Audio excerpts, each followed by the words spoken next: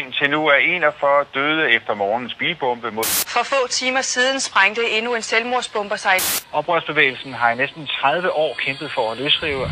For mindre end 2 timer siden blev den store rapper Patrick ramt af en bombe. Han er nu hårdt såret. Yo Patrick. Motherfucking this. Hey yo Patrick, du er motherfucking skoledreng. Yo, jeg er der, hvad er du? Du er motherfucking wack, du går på HF. Du rapper om små piger og om deres finesser. Har du ikke andre interesser? Patrick Jordan, du er en fucking bass uden flow og en pille jabbo. Oh no, Patrick Jordan uden flow. Yo, Joe nu, hvad siger du? Skal have det ud foran et tog. Yo, den fucking ho. Ha, jeg er ikke en motherfucking popcorn. Jeg er ligesom LOC og dig, du er ligesom Pop Jon.